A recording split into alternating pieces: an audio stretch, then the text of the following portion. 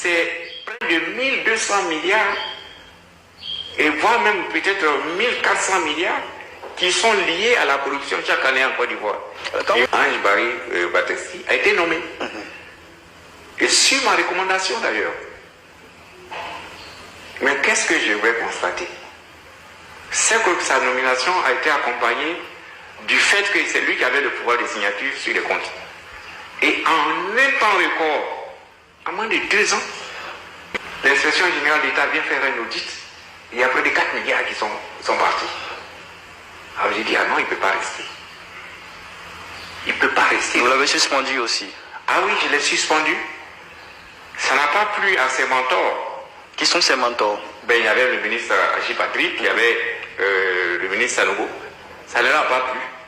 Et donc ils ont recommandé au président de la République de nous suspendre tous les deux. Vous leur en voulez ses mentors, le Premier ministre Patrick Hachi, non, le ministre Sanogo? Non, je ne leur en veux Sanogo. pas, mais seulement ce que j'ai fait remarquer, c'est que quelqu'un qui dit aux voleurs, on dit non, vous deux, puisque tu as crié aux voleurs, on vous suspend.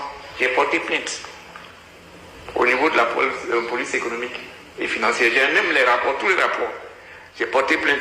Mais malheureusement, bon, ça n'a pas donné de suite.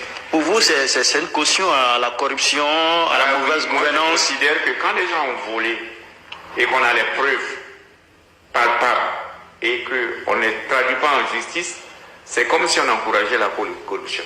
Alors le gouvernement Patrick Hachi d'alors était un gouvernement corrompu? Non, je n'ai pas dit que c'était un gouvernement corrompu, mais ils n'ont pas posé les actes.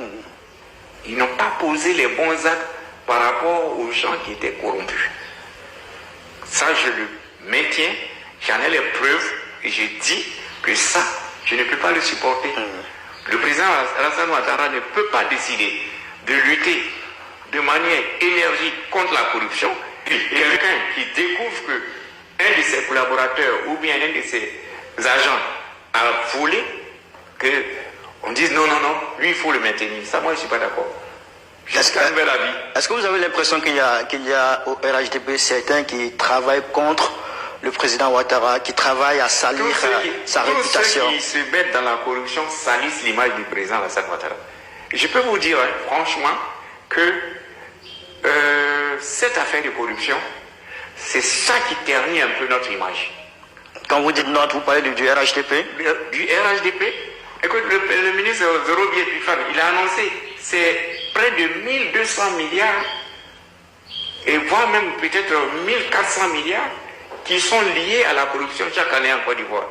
Imaginez ce que cela veut dire. 1400 milliards de francs CFA. Ça veut dire pratiquement le 10e de notre budget qui va dans le domaine de la corruption. Mais ce que vous dites, c'est tellement intéressant. Quand vous dites que c'est la corruption qui ternit notre image, c'est-à-dire le RHDP, ça dit que plus de 10 ans, le RHDP a échoué à lutter contre la corruption. C'est un échec à ce niveau-là. Le président Alassane Ouattara a posé des grands actes pour lutter contre la corruption. D'abord, il a fait, je me souviens encore qu'il a eu un conseil des ministres où il a annoncé les grandes mesures pour lutter contre la corruption. Il a créé des actions. Mais c'est les individus qui sont à certaines responsabilités qui posent des actes qui nuisent au président. Le président Alassane Ouattara ne peut pas descendre dans la gestion des EPN, dans la gestion des sociétés d'État, il ne peut pas descendre là-bas. Mais si nous-mêmes, à qui il a fait confiance, nous ne sommes pas capables d'avoir un comportement moral vis-à-vis de ça, mais ça pose problème. Ça pose problème, ce qui fait que, attends, il n'y a pas une semaine où les gens ne parlent pas ici, corruption sur les passeports, corruption sur la police, corruption à la justice, corruption au transport, ainsi de suite. Il n'y a pas une semaine où on ne parle pas de ça. Ça veut dire que quelque part, nous sommes en train de creuser nous-mêmes le trou de notre bonne gouvernance. Et ça, ce n'est pas bon. C'est pour ça que j'encourage le ministre Zorobier Epifan dans son action pour qu'il continue et que mon souhait, c'est que la justice, une fois que ces cas-là sont avérés, que la justice joue son rôle.